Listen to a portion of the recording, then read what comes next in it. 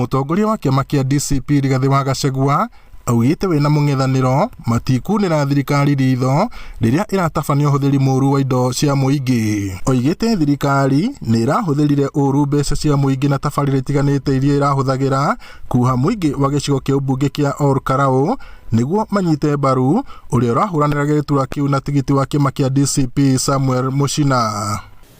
Just over a year to the general election, it is now clear beyond reasonable doubt that none of Ruto's dirty money, none of his capacity for violence can stand the test of a determined electorate. All power belongs to the people of Kenya, and their will reigns supreme. William Ruto, you have turned Kenya into heaven for wanton theft to raise funds to buy your re-election. You have turned our country into a playground for goons and death squads to intimidate Kenyans into compliance for your election. Through Ol-Kalou, the people of Kenya have given you their reply. Here, but no further. William Ruto, today marks the beginning of your retreat, and it is a journey with only one destination, one term. I want to thank the people of Ol-Kalou. You've shown what you've been told by His Excellency. You withstood all those forms of bribery from government.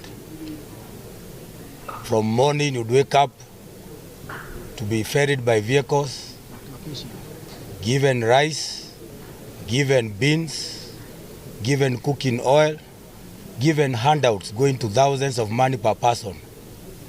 People had even abandoned their farms because there was money flowing in our constituency. You withstood all that.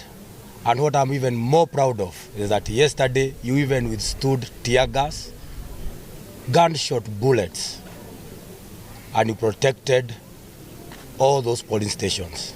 Akiaria gĩikaro-inĩ na andĩki a mohoro taũni-inĩ ya Nyahururu kũrĩa agathĩrĩirie ũhotani mũnene wa Samuel Douglas wa Weru Kamau, Gachagua nĩ agathĩrĩirie wĩra mũnene ũrarutirwo nĩ atongoria a Nyandarua.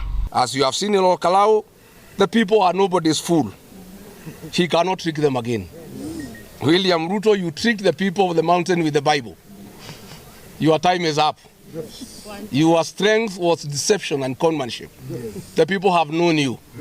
You have now changed tactic from deceiving people with the Bible, with the projects and money.